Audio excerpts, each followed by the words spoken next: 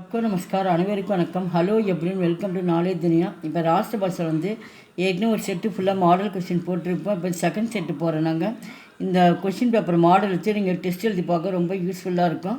Minimum 90 marks வரதுக்கு வாய்ப்பு இருக்குது. இப்போ ஃபுல்லாக உங்களுக்கு ஹெட்லைன்ஸ் மட்டும் ஒவ்வொன்றும் ரீட் பண்ணி காட்டுறேன், நீங்கள் பாருங்கள். राष्ट्र भाषा 1 कवि और कविता का नाम बताते हुए हिंदी तो पद्यांश का भावार्थ हिंदी में लिखिए அப்படின்றாங்க. லிக்கியனா எழுதுங்கன்றாங்க. ஹிந்தியில் எழுத சொல்லியிருக்காங்க. இங்கே சந்தர்ப்பமும் பாவார்த்தம் வச்சு நீங்கள் கொடுத்துருக்காங்க. இங்கே ஹிந்தியில் கொடுத்துருக்காங்க. ஹிந்தியில் என்ன பற்றி எதில் கொடுத்துருக்காங்கன்னா செயலில் ஃபுல்லாக வந்திருக்கு.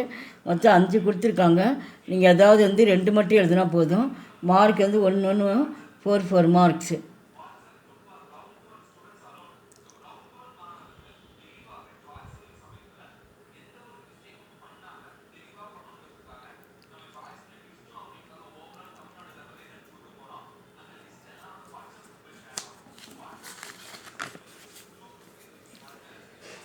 कवि का नाम बताते हुए किसी एक कविता का सारांश लिखिए.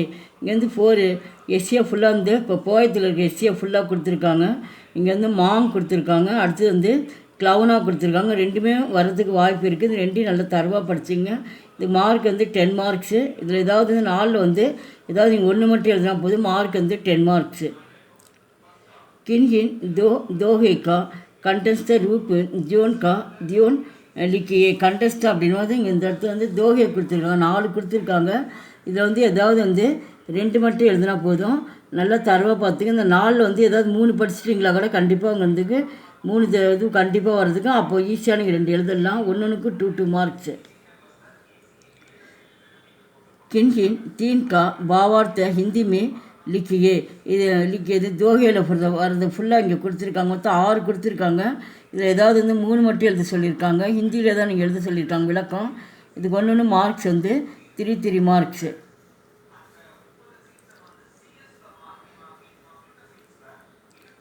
கின்ஹி 5 का अर्थ हिंदी में लिखिए. இது மீனிங்ஸ் ஃபுல்லாக இங்கே 10 கொடுத்துருக்காங்க. ஏதாவது 5 மட்டும் எழுத சொல்லியிருக்காங்க. இந்த இடத்துல ஹிந்தியில் எழுதிட்டு ஹிந்தியிலே தான் நீங்கள் ஆன்சர் பண்ணணும். ஒன்றுக்கு ஒவ்வொரு மார்க்கு.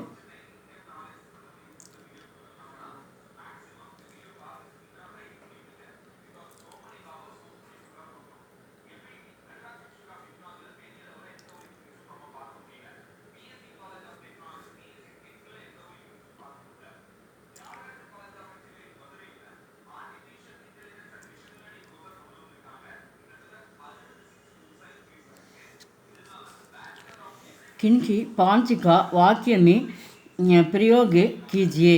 அப்போ இங்கே வேர்ட்ஸாக கொடுத்துருவாங்க. மம்தா அப்படிங்கும்போது இந்த இடத்துல பாசம் அப்படின்ற மாதிரி அம்மா மேலே பாசம் இருக்கிறத வச்சு வரும். அந்த மாதிரி சென்டென்ஸ் நீங்கள் ஃபுல் ஃபார்ம் பண்ணி எழுதணும்.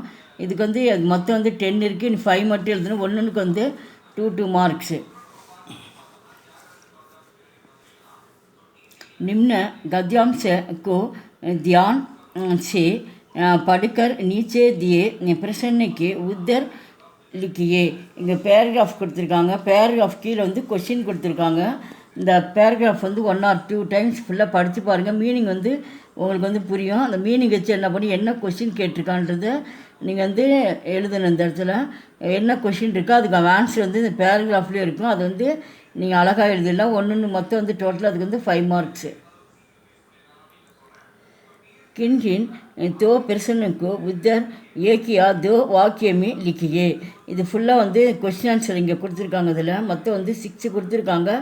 2 மட்டும் எழுதுங்க. ரொம்ப ஈஸியாக மார்க் எடுக்கலாம். ஒரு வாக்கியம் எழுது 2 வாக்கியத்தில் தான் எழுத சொல்லியிருக்காங்க. இதுக்கு மார்க் 2 மார்க்ஸு. கிசி ஏக்கு பாட் கா சாராம்ச लिखिए. இங்கே எஸ்ஏ கொடுத்துருக்காங்க. இந்த இடத்துல எஸ்ஏவில் ஏதாவது 1 மட்டும் எழுதுனா போதும். இந்த இடத்துல ருப்பியா வரும். தக்ஷின் ஆஃப்ரிக்காமே காந்திஜி. இப்போ சவுத் ஆஃப்ரிக்கா காந்திஜி இருக்கிறது வச்சு இது கண்டிப்பாக இது வரதுக்கு வாய்ப்பு இருக்குது. ருப்பியாவும் ரொம்ப இம்பார்ட்டன்ஸ். இந்த ரெண்டுமே நல்லா தரவாக பார்த்துங்க. கர்மவீர் காமராஜ் இது ரொம்ப முக்கியம்தான். 3மே நல்லா தரவாக பார்த்துங்க. கண்டிப்பாக 2 வரதுக்கு வாய்ப்பு இருக்குது. இதுக்கு மார்க் 10 மார்க்ஸு. இது 1 மட்டும் எழுதுனா போதும்.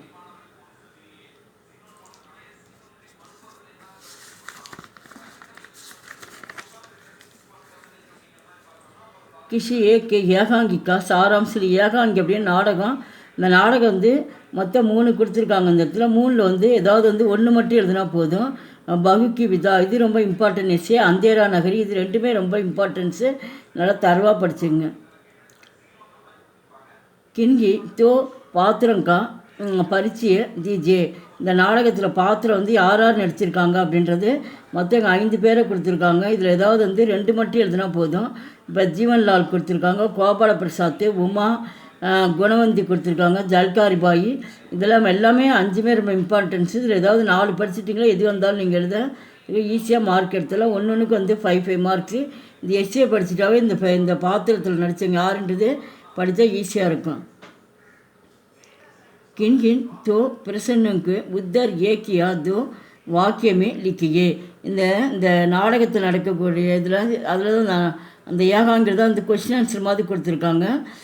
இதில் வந்து மொத்தம் வந்து இனி வந்து 2 மட்டும் எழுதுனா போது 5 கொடுத்துருக்காங்க. ஒன்றுக்கு வந்து 2.5 மார்க்ஸு.